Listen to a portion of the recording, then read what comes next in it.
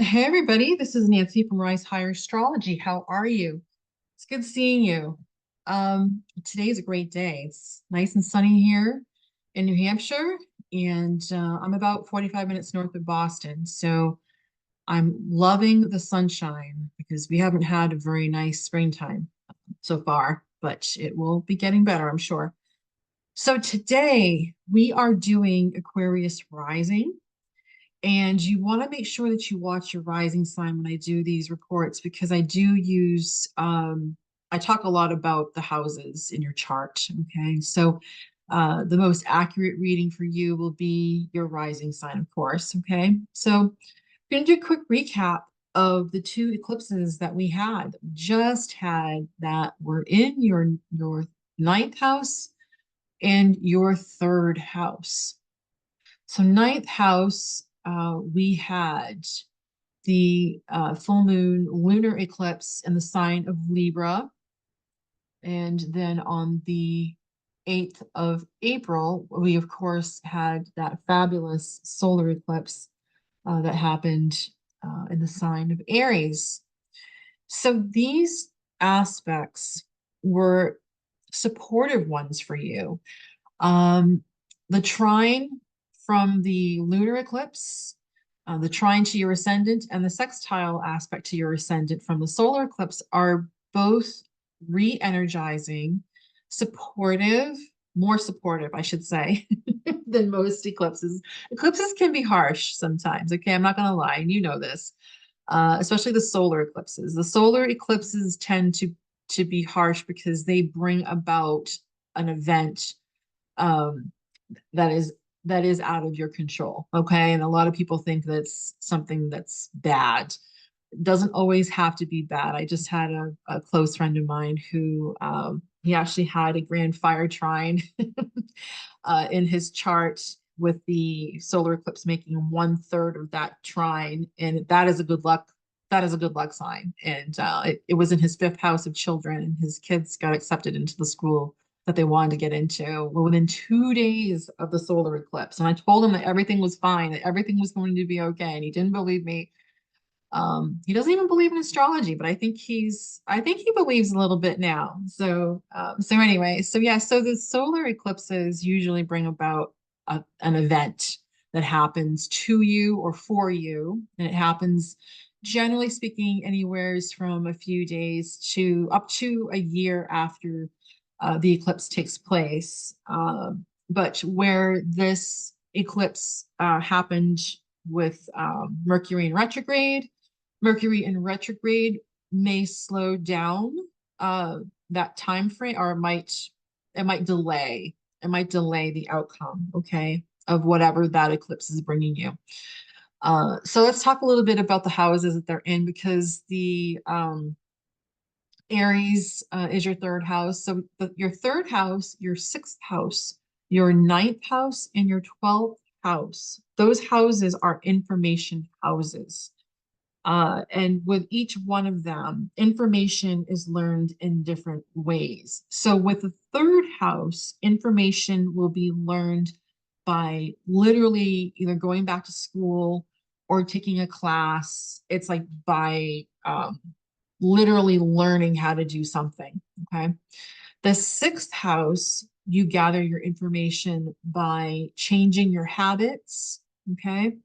By trial and error, you'll learn through that way, that modality. So the ninth house, which is where you had your lunar eclipse, which changes that come through the lunar eclipse happens on the inside. It's not really an event that takes place that's out of your control. It's literally something like an epiphany that you might have about something. You make a discovery. But the ninth house, you learn information through thinking outside of the box, through looking at things through a different view, in a different light.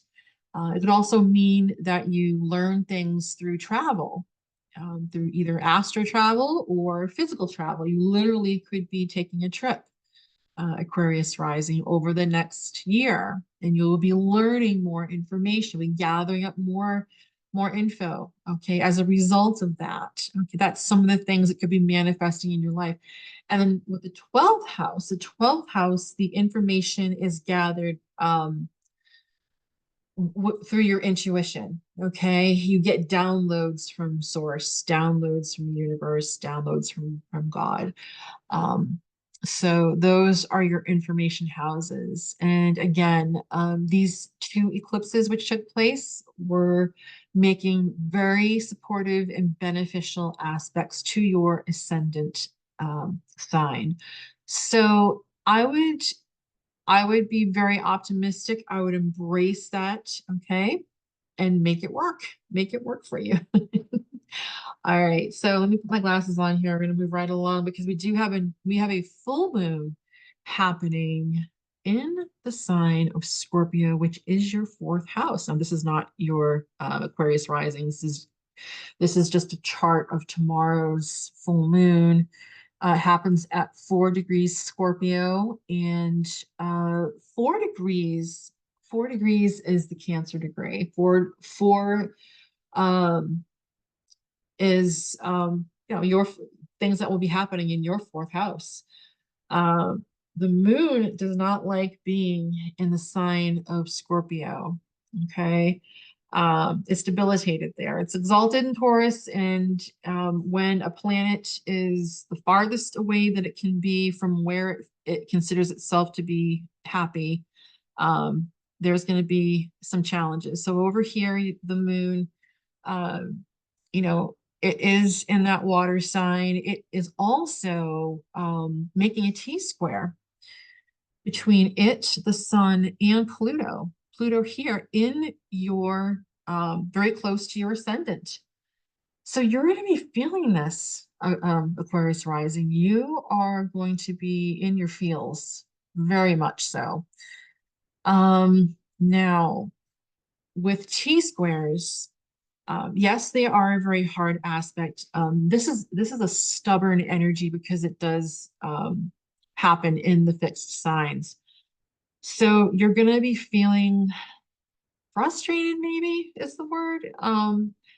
If you are feeling frustrated, I do have to say, I heard this the other day. I heard it from Ernst Wilhelm, actually. If you don't know who Ernst Wilhelm is, I highly suggest you look him up on YouTube. He is one of the best astrologers that we've ever had.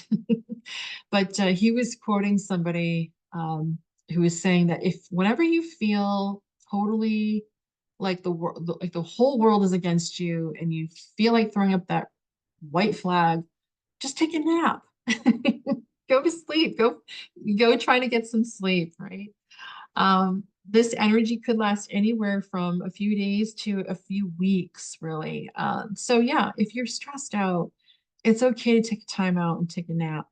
Now, with T-squares, you fix those, okay? And you may already know this. I don't know. If you've taken one of my classes, you might know.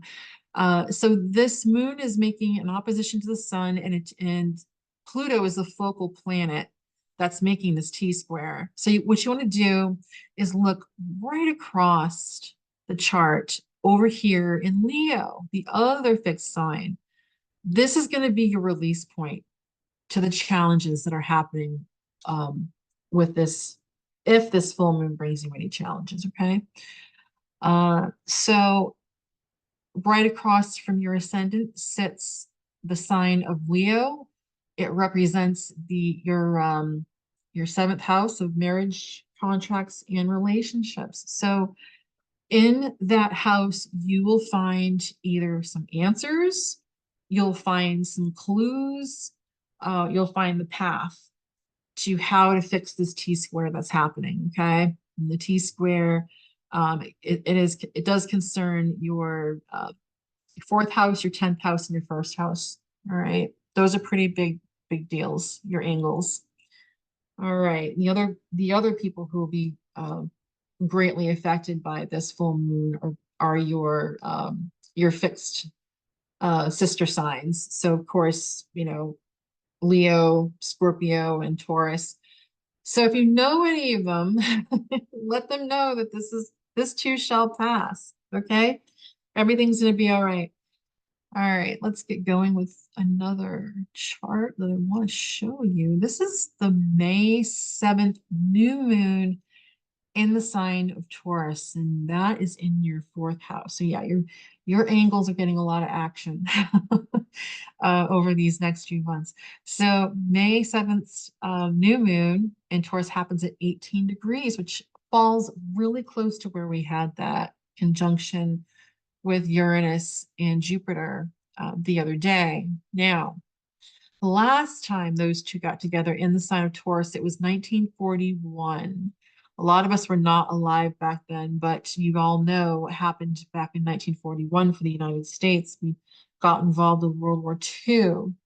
And then the last time that those two conjuncted in any sign was back in 2010 in the sign of Aries. And later on, a few months after that took place, we had what was called the Arab Spring, and that was the uprising in Middle East and Egypt.